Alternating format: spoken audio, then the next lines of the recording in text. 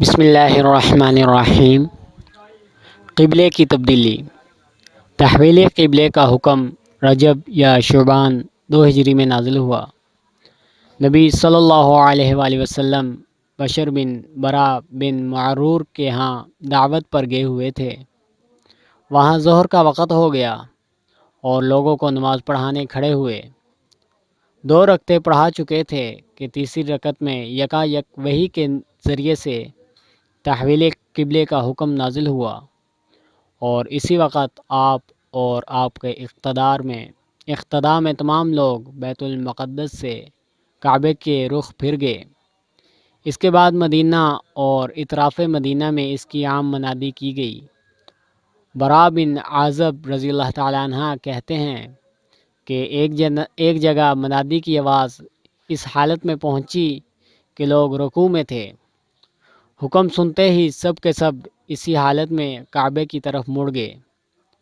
انس بن مالک رضی اللہ تعالیٰ عنہ کہتے ہیں کہ بنو سلمہ میں یہ اطلاع دوسرے روز صبح کی نماز کے وقت پہنچی۔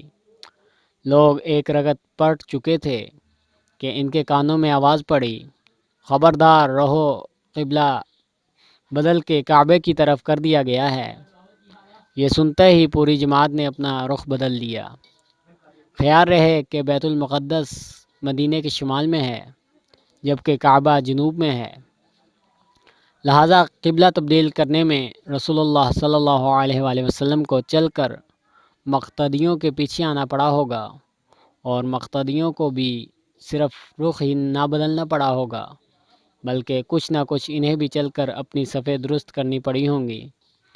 چنانچہ بعض روایات میں یہ تفصیل مذکور ہے، اور سورۃ البقرہ میں یہ جو فرمایا کہ ہم تمہارے منہ کا بار بار آسمان کی طرف اٹھنا دیکھ رہے ہیں، اور یہ کہ ہم اسی قبلے کی طرف تمہیں پھیرنے دیتے ہیں جسے تم پسند کرتے ہو، اس سے صاف معلوم ہوتا ہے کہ تحویل قبلہ کا حکم آنے سے پہلے نبی صلی اللہ علیہ وآلہ وسلم اس کے منتظر تھے۔ آپ خود یہ محسوس فرما رہے تھے کہ بنی اسرائیل کی امامت کا دور ختم ہو چکا ہے، اور اس کے ساتھ بیت المقدس کی مرکزیت بھی ختم ہوئی، لہٰذا اب اصل مرکز ابراہیمی کی طرف رخ کرنے کا وقت آ گیا ہے۔ مسجد حرام۔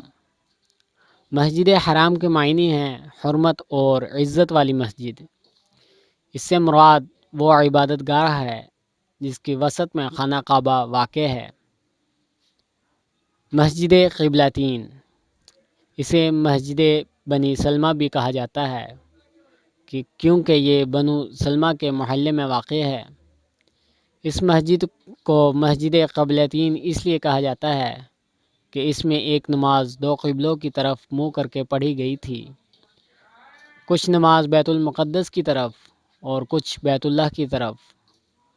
مسجد قبلتین بئر رومہ کے قریب ہے۔ 893 ہجری میں الشجاعی شاہین الجمالی نے اس کی تجدید کرائی۔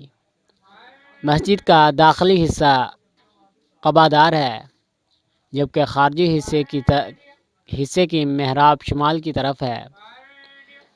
پھر عثمانی سلطان سلیمان عالی شان نے 950 ہجری اور 1543 عیسوی میں اس کی تعمیر نو کی۔ اس کی موجودہ تعمیر و تصحیح خادم الحرمین شاہ فہد بن عبدالعزیز کے دور میں مکمل ہوئی۔ اس نئی عمارت کی 2 منزلیں ہیں، مینار بھی 2 ہیں اور گنبد بھی 2۔ مسجد کا مجموعی رقبہ 3920 مربع میٹر ہے۔ اس مسجد کی تعمیر پر 3 کروڑ 97 لاکھ ریال خرچ ہوئے۔